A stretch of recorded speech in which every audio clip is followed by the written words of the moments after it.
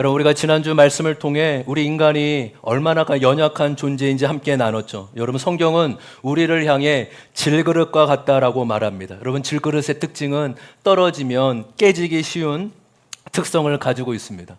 우리의 직분이 어떻든 간에 몇 년을 신앙생활 하던 간에 그것은 우리의 신앙을 보장하지 않습니다. 여러분, 우리는 날마다 새 은혜와 겸손한 마음으로 주님의 은혜를 구해야 될 줄 믿습니다. 여러분, 우리 자신이요 얼마나 약한지요 너무 지나쳐서도 안다고 모자라도 안 돼요. 돈이 너무 많아도 안 되고요 너무 모자라도 안 됩니다. 돈이 너무 많으면 교만할까 봐 그렇고 너무 없으면 앞뒤 안 가리고 일을 할 수 있기 때문이죠. 여러분, 사랑도요 너무 지나치게 주어도 해롭고 너무 안 주어도 해롭습니다. 사랑을 너무 주면요 자의식이 가행돼가지고 자기 잘난 맛에 살아갑니다. 또 사랑이 결핍되면 무엇으로 채우려고는 사랑이 오지 않았기 때문에 다른 것으로 대신 채우려는 중독에 빠지기 쉬워요.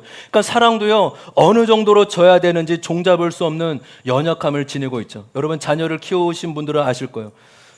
느끼는 게 무엇입니까? 여러분, 한 해, 두 해 경험이 쌓우면 노하우가 생기지 않아요? 첫째는 이렇게 키웠으니까 둘째는 좀 내가 이렇게 한번 키워봐야지. 근데 키울 때마다 느끼는 것은 어떻게 키워야 될지 모른다는 거예요. 어느 때 매를 들어야 될지, 어느 때는 눈 감아주고 용서를 해야 될지 잘 모른다는 데 있습니다. 여러분, 심지어 은혜도 분수에 맞게 은혜를 받아야 돼요. 여러분, 분수에 지나쳐서 은혜를 받으면 자신의 신앙이 전부인 줄 알아요. 공동체도 무시하고 다른 사람의 말도 무시하고 내 신앙, 나는 하나님 이렇게 만났어, 하나님이 나에게 이렇게 뜨거운 은혜를 주셨어 라고 자신의 신앙만을 전부로 하는 오만함에 빠지게 됩니다. 여러분, 이처럼 우리가 얼마나 연약한 존재예요. 겸손과 분별 없이는 늘 넘어지기 쉬운 존재가 바로 저와 여러분인 것입니다. 여러분, 우리는 모자르기 때문에, 우리는 연약하기 때문에 하나님의 은혜와 성령의 도우심이 필요한 줄 믿습니다. 한번 고백해 볼까요? 나는 연약하기에 성령의 도우심이 필요합니다. 우리가 함께 찬양했던 거, 주님, 나 주님이 더욱 필요합니다. 이전보다, 예전에 은혜 받았고 예전에 수련회 갔지만 그것이 아니라 오늘 새 은혜로 새로운 만남으로 임하여 주시고 역사하여 주시옵소서. 여러분, 놀라운 사실은 뭔지 아세요? 세상에서는 약한 자, 약점이 있는 자가 지는 것 같고 실패한 자라고 여깁니다. 그러나 하나님 안에서는 정반대입니다. 하나님 안에서는 약한 자가 강한 자라고 말씀하십니다. 자신의 약함을 할 때 그때 비로소 강하신 하나님을 붙들고 의지하기 때문입니다. 여러분, 연약하니까 붙드는 거 아니에요? 내 삶에 고난이 있기 때문에 하나님 의지하는 거 아니에요? 내 삶대로, 내 마음대로 되고 내 계획대로 된다면 우리가 왜 하나님의 은혜와 도우심이 필요하겠습니까? 고난이 있기 때문에, 연약함이 있기 때문에 하나님의 은혜가 필요하고 성령의 도우심을 구하게 될 줄 믿습니다. 여러분, 지난주와 오늘 본문은 우리에게 놀라운 약속을 하고 주고 계시죠. 성령이 우리의 연약함을 도와주신다는 거예요. 오늘 26절의 말씀, 이와 같이 성령께서도 우리의 약함을 도와주십니다. 성령께서 우리 곁에서, 우리 안에서 나를 돕고 계심을 믿습니다. 여러분, 요한복음은 반은 예수님의 공생애가 있지만 반 정도, 3분의 1 정도의 분량은요 예수님이 죽으시기 전날, 바로 고난주간과 바로 예수님이 죽으시기 전날에 많은 분량에 걸쳐서 쓰여졌습니다. 그 요한복음 14장에 보시면 예수님께서 떠나가는 것을 안 제자들이 두려워하고 있을 때 예수님이 제자들에게, 두려워 떨고 있는 제자들에게 말씀하시죠. 얘들아, 내가 비록 너희들을 떠나가지만 걱정하지 말아라, 두려워하지 말아라. 하나님 아버지께서 나 대신해서 성령을 보내주실 것이다. 성령이 너와 함께 하실 것이다. 주님께서 약속해 주셨죠. 여러분, 성령이 헬라어로 파라클레토스, 한번 따라 볼까요? 파라클레토스. 이 헬라어를 한번 앞에 띄워줄까요? 헬라어를 번역하면 바로 이런 의미예요. 돕는 자, 위로자. 파라클레토스, 성령이라는 의미가 내 곁에서 도와주시는 분, 나와 함께 해주시는 분, 보호자, 상담자라는 의미가 있습니다. 여러분, 듣기만 해도 힘이 되고 좋지 않으십니까? 나를 도와주는 분이 계시대요. 내 곁에서 떠나지 않고 나에게 힘 주는 분이 계시는 줄 믿습니다. 여러분, 최고의 저도 저희 첫째 딸이 가끔 목회자 자녀이기 때문에 어려움을 호소할 때가 있어요. 그래서 제가 나중에라도 아빠 왜 엄마 왜 나를 교육시켜주지 않았어? 왜 나에게 베풀지 않았어? 이런 소리를 별로 듣고 싶지 않아서 힘들어도 가끔 과외를 시켜줘요. 몇 번 과외를 시켜준 적이 있어요. 여러분 과외를요 물론 이제 싼 과외 뭐 그렇게 막 가격 흥정하고 또 저희 아내가 가격 흥정하는 데는 대가입니다. 그래서 여러분 시장 갈 때 저희 아내를 꼭 데려가시기를 바랍니다. 근데 예수 믿는 자는 흥정하고 그러면 안 돼요. 예. 가게에서 시장에서 왜냐면 그분들도 어렵기 때문에. 근데 가해 선생님들은 뭐 잘 사람 살도 있잖아요. 잘 나가고. 여러분 이렇게 비싸요. 정말 서울 거 막 이런 사람들은 상담을 받던지 최고 과외 선생님이 일주일에 두세 번만 만난도 아마 한 달에 100만 원이 훌쩍 넘어갈 겁니다. 지금은 그런 일이 없지만 예전에 아주 잘 사는 집에는요 자녀 교육을 전담하는 가정교사가 있었습니다. 그러니까 그 당시에도 몇십 년 전에도요 몇백만 원씩 주면서 먹여주고 재워주고 학비도 대신 대주면서 자신의 자녀를 교육시키고 돌보는 가정교사죠. 아마 거의 스카이 대학생이고 똑똑한 친구들 아니겠습니까? 그러니까 아이 입장에서는 얼마나 든든하고 좋을까요? 그러니까 모르는 거 있으면 선생님 한번 달려와요. 선생님 이거 어떻게 풀어야 되는 거예요? 이거 왜 그런 거예요? 물어보면 언제든지 대답합니다. 필요한 거 있으면 도움을 청하면 함께 해달라고 하면 언제든지 와서 얘기해주고 도와주고 지혜를 주는 거죠. 그러니까 자녀 입장에서는 좋은 가정교사가 있다는 것이 큰 힘이 될 것입니다. 여러분 성령님이 바로 그러한 분이세요. 아니 가정교사와는 비교할 수도 없는 놀라운 위로와 상담과 도움으로 우리 곁에서 함께 계시는 분이십니다. 그러니까 가정교사와 비슷한 특징이 있다면 늘 상주하고 떠나지 않고 옆에 계신다는 거죠. 한번 따라할까요? 성령께서 내 곁에 계십니다. 내 곁에 늘 상주해 계십니다. 여러분 성경을 보면 성령께서 우리를 위해 하시는 일이 여러 가지가 나옵니다. 그 중에 몇 가지만 요약해서 말씀드리면 첫 번째는 바로 예수님을 믿어지게끔 합니다. 따라할까요? 예수님을 믿어지게끔 한다.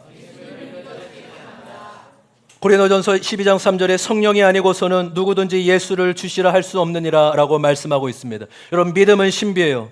여러분 보이지 않는 하나님을 어떻게 믿을 수 있고 예수님을 2000년 전에 나의 죄를 위해 돌아가셨다는 예수님을 어떻게 구원자로 믿을 수 있겠습니까? 여러분 믿어지는 것이 기적이고 믿어지는 것이 신비임을 믿습니다. 그렇게 믿으면요 성령이 오셔야지만 예수님을 믿을 수 있는 거예요. 내 힘으로 믿을 수 있는 것이 아니라 성령님이 오셔야지만 예수님이 믿어지는 은혜를 주실 줄 믿습니다. 두 번째, 내가 하나님의 자녀임을 확증해 주세요. 로마서 8장에 보면 우리가 두려워하는 영이 아니라 양자의 영, 하나님의 영을 받았으니 아바 아버지라고 부를 수 있다라고 말할 수 있죠. 한번 따라가 아바 아버지.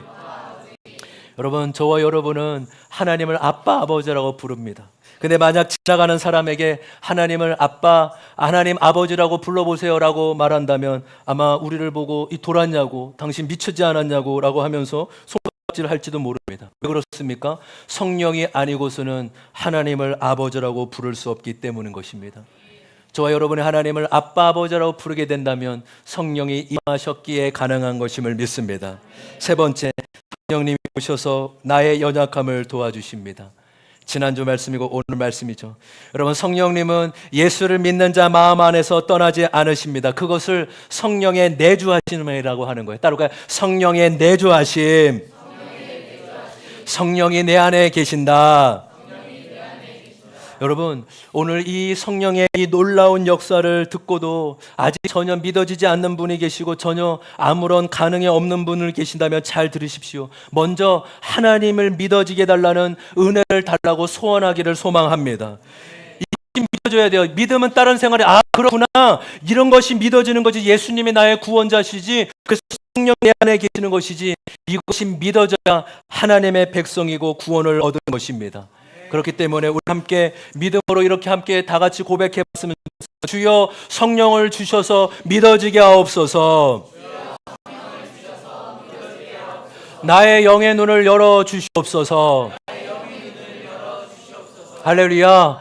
그렇게 우리에게 먼저 믿어지는 은혜를, 영의 눈이 열리는 은혜를 달라고 기도하여는 저와 여러분 되기를 소망합니다.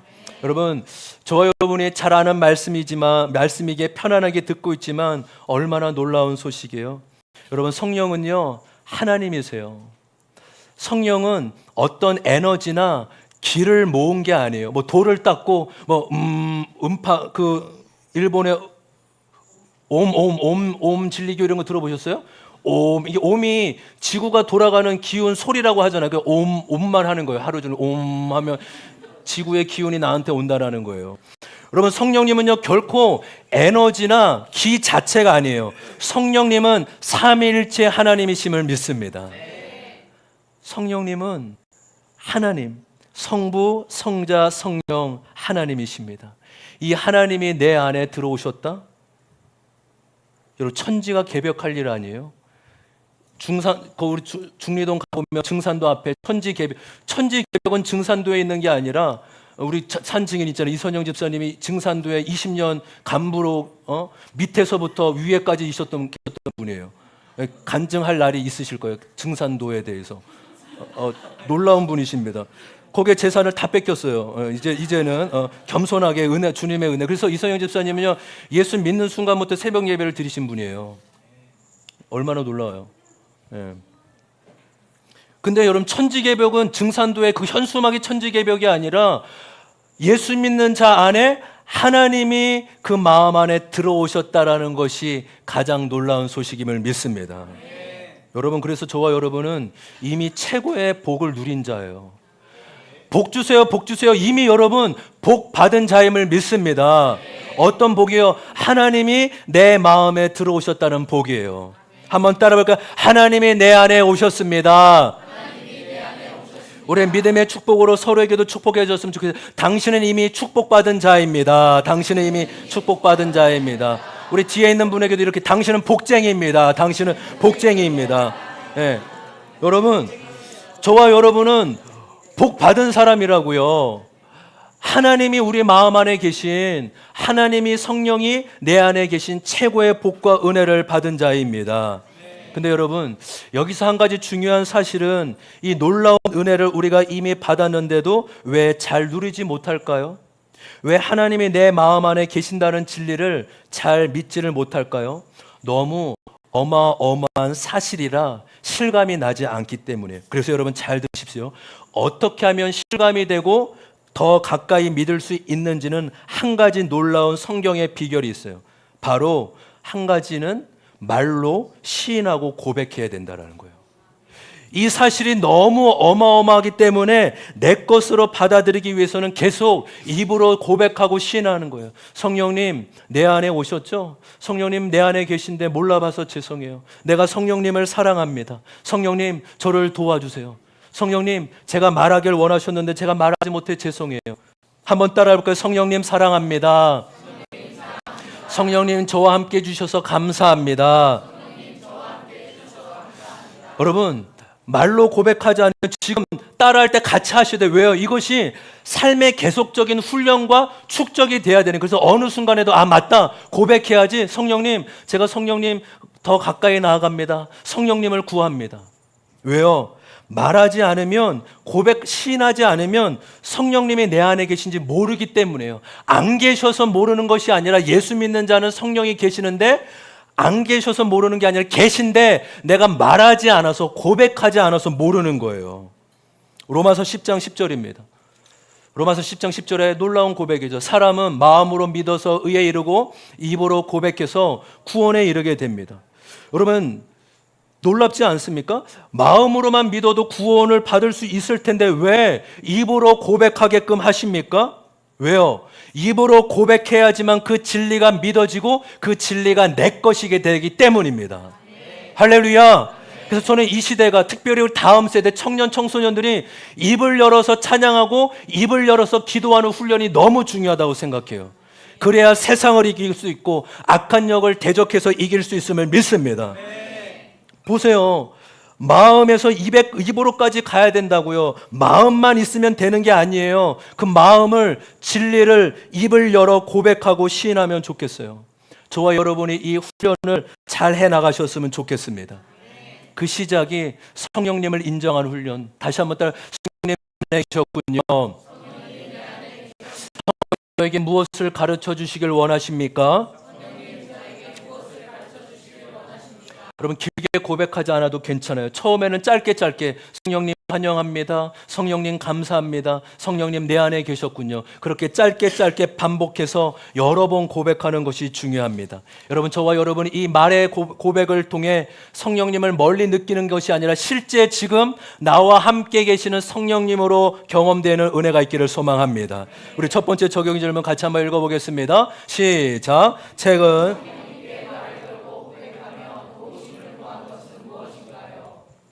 한번 생각해보세요. 다 있을 거예요. 나는 없어. 아니에요.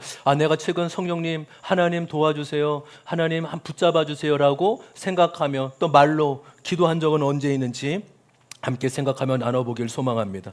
여러분, 오늘 내 안에 계신 성령님께서 우리에게 원하시는 기도가 있어요. 여러분, 성령님은요, 기도와 깊은 연관이 있습니다. 누가복음 11장 13절입니다. 너희가 악할지라도 너희 자녀에게 좋은 것을 줄 알거든 하물며 하늘에 계신 아버지께서 구하는 사람에게 성령을 주시지 않겠느냐. 한번 따라 볼까요? 구하는 사람에게 성령을 주시지 않겠느냐. 기도할 때 성령을 주신다는 거죠. 또한 성령은 우리로 하여금 기도하게 하세요. 다시 말해 성령과 기도는 앞뒤와 같고 뗄래야 뗄 수 없는 관계입니다. 졸리십니까? 안 졸리시죠? 시원하시죠? 최고의 컨디션, 아마 예배 장소가 조금 답답할 수 있지만 그래도 최고의 컨디션으로 그래도 환경이 잘 조성되어 있습니다. 저를 기도 열시고 저를 잘 보면, 적으신 분은 적지만 저를 또 잘 봐주시길 바라겠습니다. 성령과 기도는요, 뗄래야 뗄 수 없는 관계라고요. 그래서 오늘 성령께서 우리에게 원하시는 기도가 있는데 세 가지만 살펴보라고 합니다. 첫 번째는 탄식하는 기도입니다. 따라해볼까요? 탄식하는 기도. 오늘 26절 말씀에 보시면 성령께서 우리를 대신해서 기도해 주신다는데 어떻게 기도해 주신다고 말할 수 있습니까?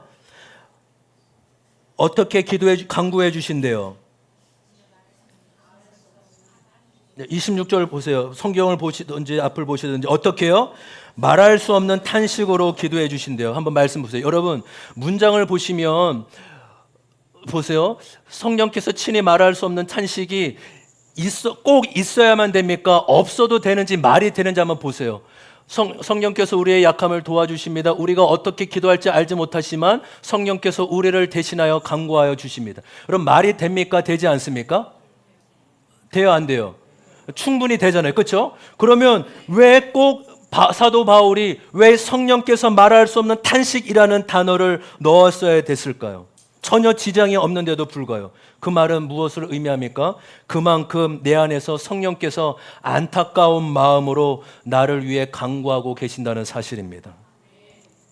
할렐루야. 내 안에 계신 성령님이 탄식하며 정말 나를 위하여서, 탄식이라는 이 단어가 의미가 한탄하여 한숨을 쉰다라는 의미래요. 한탄하여 한숨을 쉰다. 성령께서 내 안에 계시면서 한탄하면서 한숨을 쉬면서 우리를 지키시고 우리와 함께 기도해 주신다고 약속하고 있습니다. 여러분, 왜 성령께서 내 안에서 탄식하고 계실까요? 네, 눈을 뜨세요. 네, 눈을 뜨시 저를 보세요. 여러분, 왜 내 안에서 성령께서 탄식하고 계실까요? 내 마음과 생각을 아시기 때문에 탄식하겠죠.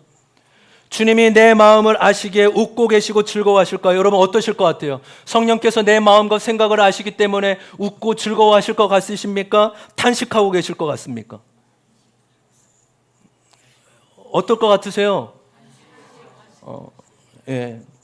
물론 웃고 계시고 즐거워하실 때도 있겠지. 야, 어쩜 네 모습이 그렇게 사랑스럽냐?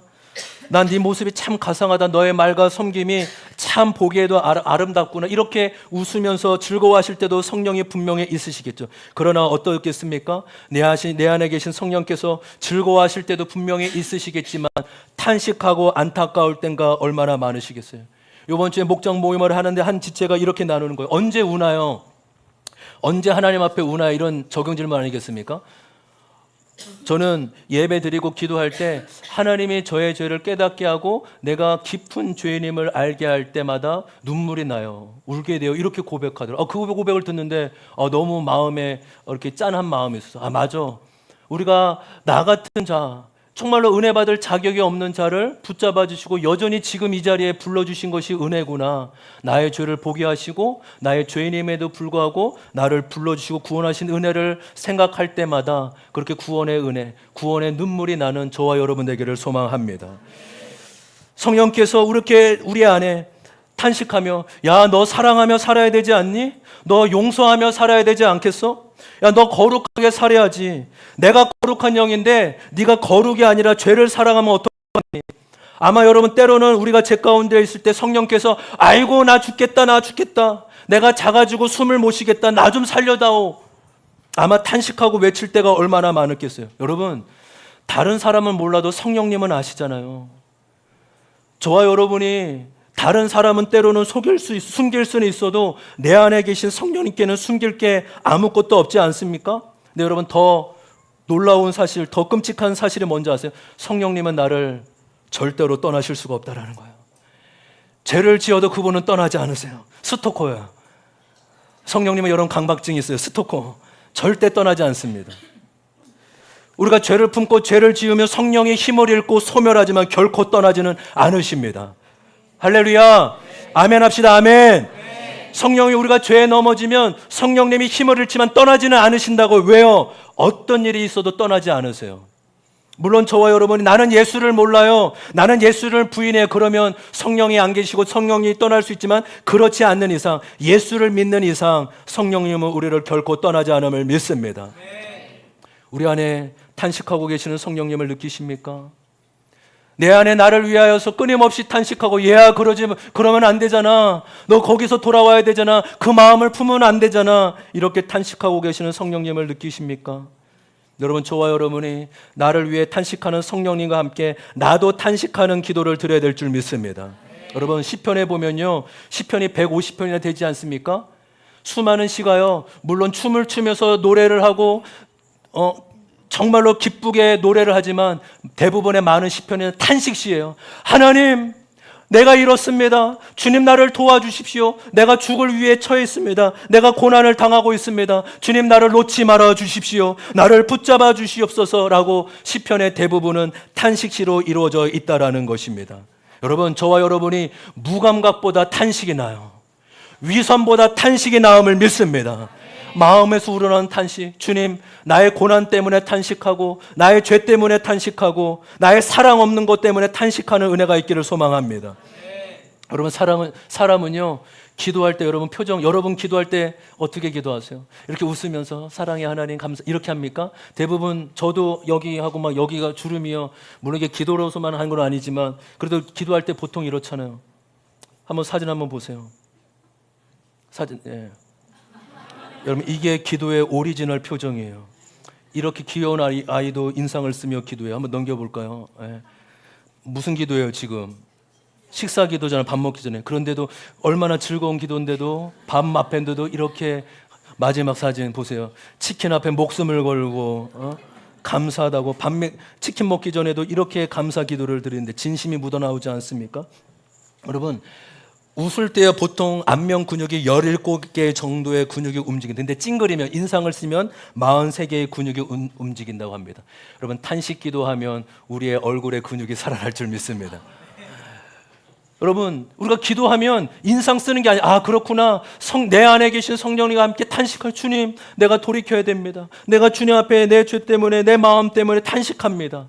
이렇게 정말로 가난한 마음, 탄식하는 마음으로 성령과 함께 기도해야 될 줄 믿습니다. 우리 두 번째 적용 질문 같이 한번 읽어볼까요? 두 번째 적용 질문입니다. 시작. 성령께서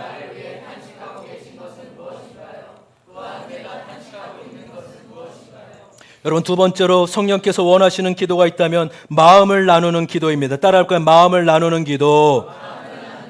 오늘 27절 말씀 제가 읽겠습니다. 사람의 마음을 꿰뚫어 보시는 하나님께서는 성령의 생각이 어떠한지를 아십니다. 성령께서 하나님의 뜻을 따라 성도를 대신하여 간구하시기 때문입니다. 하나님은 우리의 마음을 꿰뚫어 보십니다. 여러분, 개역개정에서는 이 말씀을 마음을 살피시는 이라고 나와 있어요. 한번 따라해볼까요? 마음을 살피시는 이. 하나님은 우리의 마음을 살피시는 분이래요. 어느 책에서 이 살피신다는 책의 의미가 창고에 물건이 가득했는데 주인이 너무 어두워서 찾을 수 없는 거예요. 그 주인이 그 어두운 곳에서 횃불을 들고 그 물건을 찾기 위해 샅샅이 뒤져서 그 물건을 찾는 것을 살핀다라는 의미라고 그렇게 표현하기도 했습니다. 다시 말해 하나님은 내 마음을 모르시는 분이 아니지만 내 마음을 알고 싶어 하세요.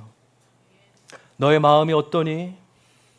너의 마음에 무엇이 담겨 있니? 요즘 무엇 때문에 힘들고 어렵니? 내 마음을 살필고 내 마음을 알고 싶다고 하십니다.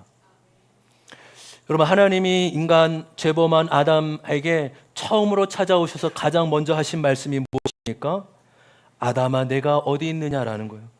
아담이 선악과를 따먹고 범죄하여 자신의 벗은 몸을 두려워하여 하나님을 피해 나무 중앙에 숨었죠. 그때 하나님이 아담아, 아담아 어디 있냐라고 물어봅니다. 여러분, 하나님이 아담이 어디에 숨었는지 몰라서 물어볼까요? 그렇지 않아요. 내가 어디 있느냐라는 물음은 너의 마음이 어떠냐라는 의미예요. 아담아, 지금 너의 마음이 어떠니? 무엇 때문에 그렇게 두려워서 숨고 있니? 너와 나의 관계가 왜 이렇게 멀어지게 되었니?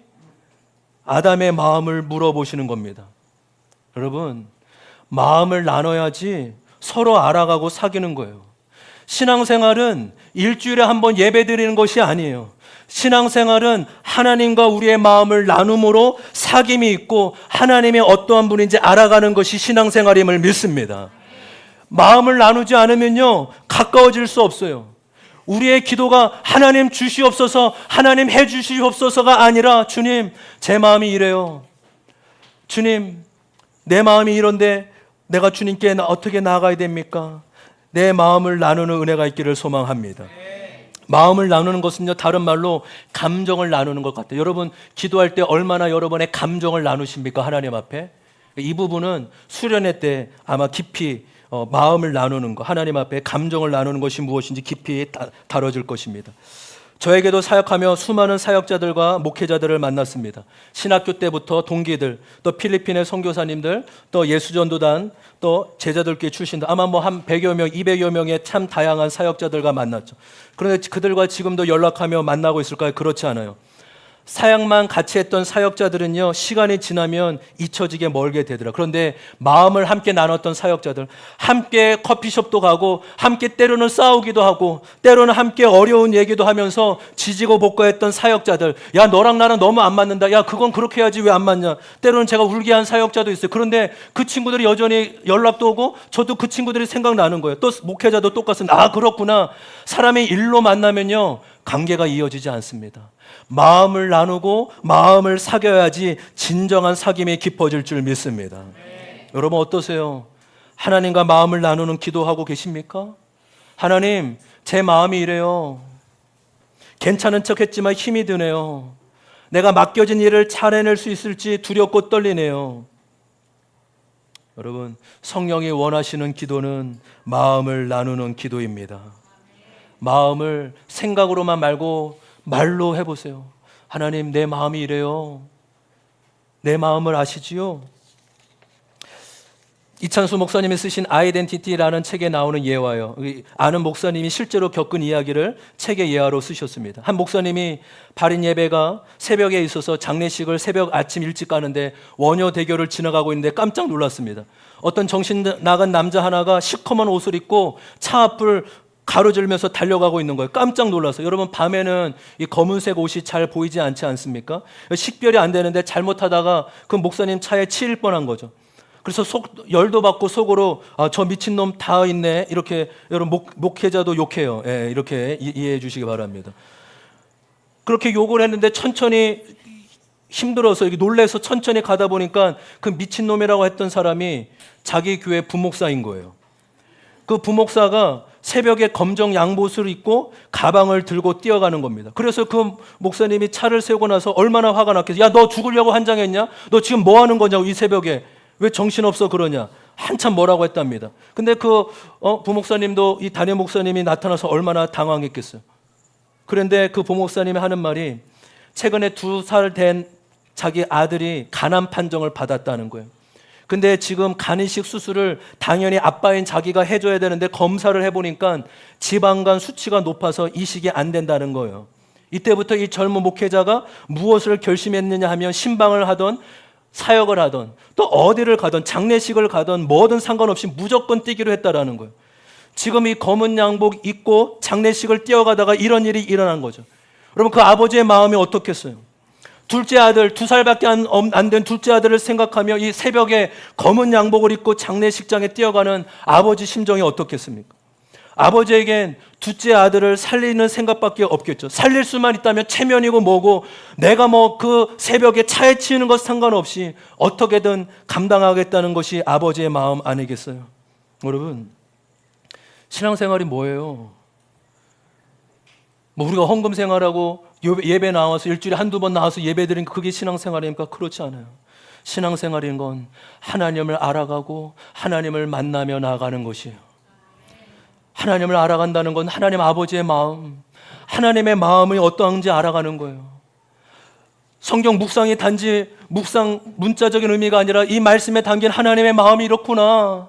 나를 포기하지 않는 하나님 아버지의 마음, 나를 한순간도 내버려 두지 않는 하나님의 마음, 이 하나님 아버지의 마음을 알아가고 경험하는 것임을 믿습니다. 저와 여러분이 그 하나님의 마음과 소통하는 은혜가 있기를 소망해요. 어떻게 해요? 내 마음을 나누기 시작해 하셔야 돼요. 저는 이번 수련회가 우리의 마음을 어떻게 나누는지, 내 감정을 어떻게 나누는지 알아가는 은혜가 있기를 소망해요. 저는 이것이 저의 평생의 주제의 설교와 같아요. 왜냐하면 저의 인생의 가장 힘든 건 결혼 생활인 거잖아요. 아시잖아요, 여러분, 저의 고난. 다른 데가 있는 게 아니라 제가 저의 마음을 나누는 게 너무 힘들더라고요. 아내에게. 다른 사람에게 신방 가고 청년 신방 1시간, 2시간을 할 수 있는데 아내하고는 10분, 20분 얘기가 너무 어려운 거예요. 왜요? 제 마음을 들키는 게 너무 힘들어요. 내가 아내한테 내 마음을 얘기하면 아내가 나를 받아주지 않으면 어떡하지? 아내가 내가 힘이 없다고 무시하면 어떡하지? 라는 이 깊은 이 무식의 신념이 있기 때문에 20년의 결혼 생활이 늘 이혼의 위기. 당신은 왜 나를 사랑하잖아. 결국 내가 마음을 아내한테도 주지 못하고 있고 하나님한테도 주지 못하고 있구나. 내 마음의 깊은 두려움이 하나님의 친밀감을 막고 있구나. 여러분 어떠세요? 기도할 때 주시옵소서의 기도를 넘어 이제는 마음을 나누는 기도를 하기를 소망합니다. 하나님이 기다리고 계세요. 그 시작이 이번 우리 조이풀 여름 수련회가 될 줄 믿습니다. 우리 마지막 적용 질문 한번 볼까요? 적용 질문입니다. 시작.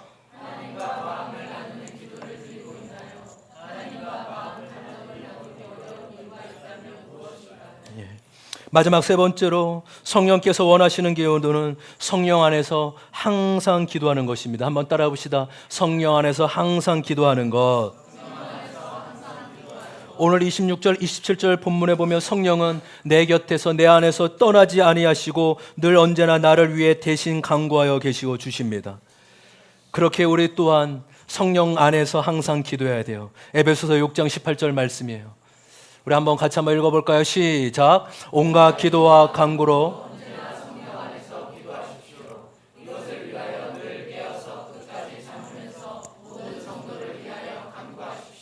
아멘. 여러분 이 말씀의 중요한 포인트 단어가 어디에 있습니까? 바로 언제라는 단어예요. 언제나.